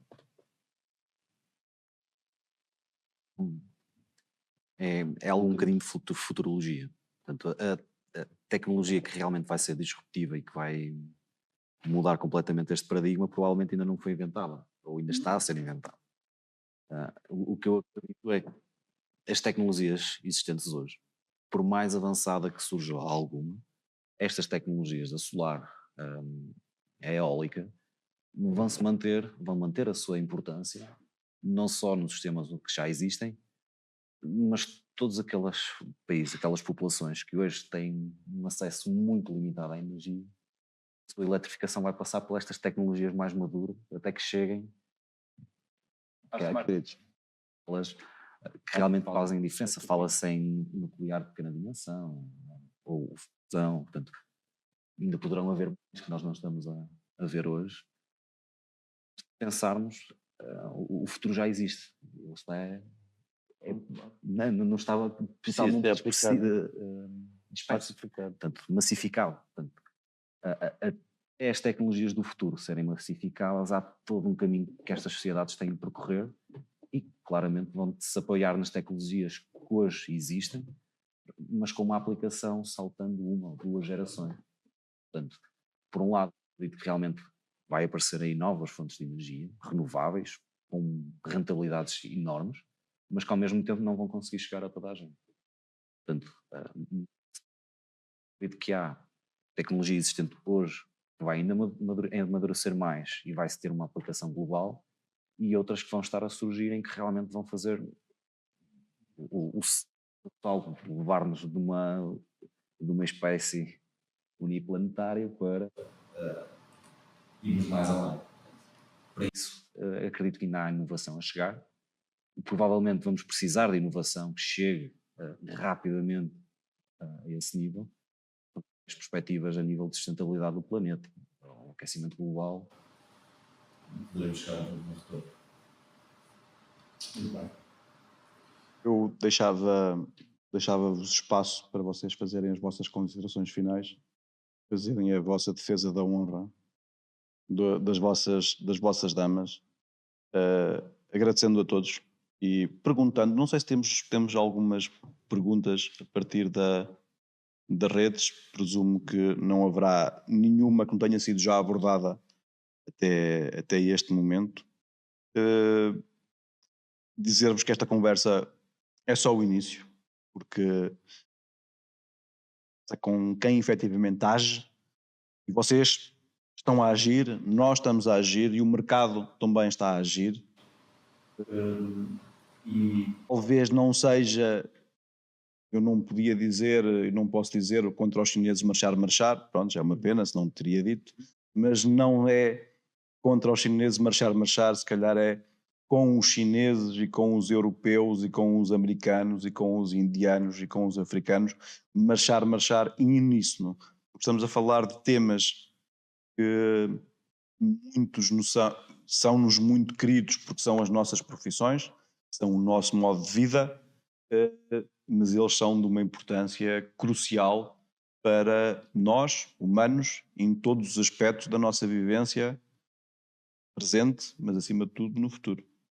Por isso, obrigado pelo trabalho que cada um de vocês faz no vosso dia-a-dia. Obrigado também a quem nos ouviu e a quem nos vai ouvir e ver no futuro. E deixo convosco o encerramento da sessão. Eu, a partir deste momento, lavo as minhas mãos. Não sou responsável por aquilo que vocês vão dizer. Digam o que quiserem. Completar há pouco só... E faço o bloco da Mai. Não, graças. Não foi o sonho. Eu ia dizer que temos as ferramentas para criar um mundo sustentável, se não tivermos que alimentar lobbies ou ideias de terceiros. Se tivermos uma visão efetivamente sustentável, acho que à data teríamos condições para implementar e até para criar quase uma ilha em Portugal de sustentabilidade energética. Poderia ser possível se houvesse intenção dos investidores criar e do governo criar efetivamente isso e não tirar partido financeiro ou económico desses investimentos, mais do que tudo. Ou seja, continuar a investir desmedidamente e sem controle e sem gestão pode não ser o caminho. Parques solares, nós estamos a reagir a um problema que outros países têm há 5 anos. Seja, o fenómeno que falaste, o Big Pattern, que é o algo que podia colmatar ou entrar no achatamento da curva. Eu acho que ver os nossos vizinhos ou outros países a passar por dificuldades e irmos pelo mesmo caminho, dava para adjetivar isso, mas não vou fazer isso. Pode ser. Há outros sinónimos mais agressivos, mas estúpido é bem... e acaba por ser um bocadinho hipócrita. No fundo, andamos a fazer investimento para produzir energia e a intenção final devia ser mesmo a sustentabilidade e o bem-estar de todos e a visão por não ser a 100% essa. Bom, também agradecer a todos os presentes e a quem nos está a ouvir online e agradecer à Ambiente também o convite. Parece-me um fórum bastante interessante e acho que tiramos aqui algumas conclusões. No futuro, se tivermos outros, já irá vir para cima da mesa outros temas mais pertinentes, quem sabe haja outras tecnologias já para nós comentarmos. Eu quero agradecer o Ambiente aqui para a possibilidade de falarmos aqui sobre o futuro, o presente e o futuro da energia e de sustentabilidade em Portugal, e não só, e na Europa, e a ligação para o Oriente. O problema não é, quero deixar isso muito, muito claro, o problema não é o Oriente ou não o Oriente, o problema é que estamos aqui num ponto em que temos de decidir em que tipo de sociedade que queremos viver. E temos de ter muito cuidado com isso. E o nosso investimento e as nossas compras e o nosso dia a dia é muito importante para isso.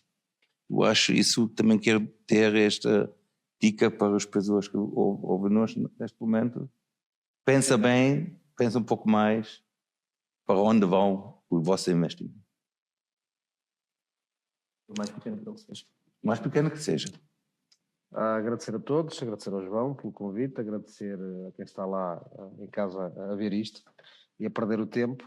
De facto, começámos por aí. Eu acho que nós não temos que estar contra ou numa postura protecionista de não querer produtos de fora dentro da Europa. Agora, se nós fazemos uma aposta na sustentabilidade, essa aposta tem que ser na sustentabilidade. Portanto, se nós dizemos que queremos uma Europa sustentável, isso não é compaginável com trazer produtos fabricados em fábricas que não respeitam normas ambientais, transportá-los num navio que não respeita normas ambientais e despejá-los aqui no Porto, e agora sim é que passaram a ser limpos porque eles foram lavados pela água do mar pelo caminho. Portanto, isso não funciona assim, e eu acho que essa é a grande contradição que nós temos hoje em dia, e por isso é que, claro que depois é sempre difícil ser quem está com a tecnologia legacy. Agora aparece aqui o incumbente, não é? Vem cheio de novidades, é como a startup, não é? Vem cheio de coisas novas que, tal como as marcas de automóveis, são difíceis de ter um tempo de reação rápido, porque nós temos aqui a nossa forma de trabalhar durante as últimas décadas, tem que ser adaptada, e a Fronius fez esse trabalho e agora demorou, mas já está a encarreirar, e agora já não há uma vantagem tecnológica como apareceu naquela altura. Era fácil para a Huawei inventar todas as semanas coisas, porque não tinha uma estrutura extremamente pesada, não é? E que entretanto acabou por se tornar pesada, e hoje em dia se calhar já é mais fácil competir com aquilo porque já estamos a falar no mesmo plano de jogo.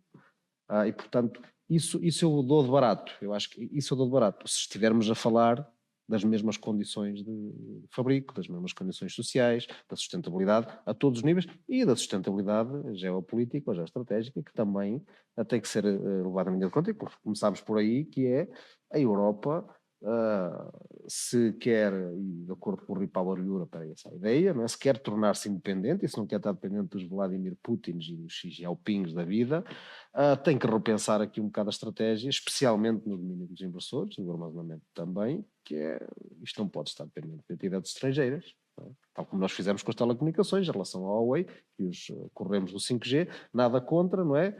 Mas atenção que isto aqui é estratégico, e nós não podemos deixar isto nas mãos do Deus dará, que num eventual conflito, como nós não temos aqui uma visão muito alinhada do mundo, e às vezes até temos, mas depois é eleito um imbecil que depois já não tem a mesma visão, não é? Pode acontecer, não é? Até com países com quem nós temos boas relações pode acontecer o processo democrático dar outro resultado que não aquele que seria o compaginável com a relação que mantínhamos anterior. Portanto, nós temos que manter aqui alguma independência nestas coisas que são estratégicas, não é? Estou a dizer que andamos a nacionalizar para aí isto ou aquilo, estou a dizer que, calma, que isto é estratégico e não pode estar aqui subjacente ou sujeito a um controle externo tempestivo.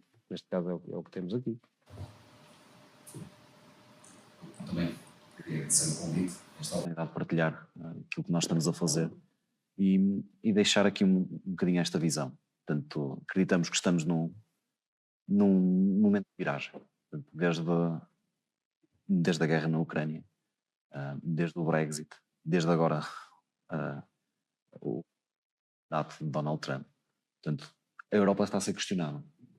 E eu penso que a resposta para os nossos problemas cada vez mais tem que partir de dentro. Temos que olhar para o nosso espaço europeu, perceber quais são as nossas mais-valias, aquilo que nós somos fortes, identificar claramente as nossas lacunas e mitigá-las nos próximos anos. Criar uma estratégia a nível europeu que unifique os elementos que estão em cima da mesa, agregar uma cadeia de vontades, porque nós temos essa capacidade. Se nós juntarmos toda a população europeia, todo o PIB europeu de cada nação, estamos a falar de um mercado com expressão global, um PIB com expressão global, e que se houvesse este trabalho, este caminho de harmonização a nível legal, ser feito, mas com ainda muito potencial.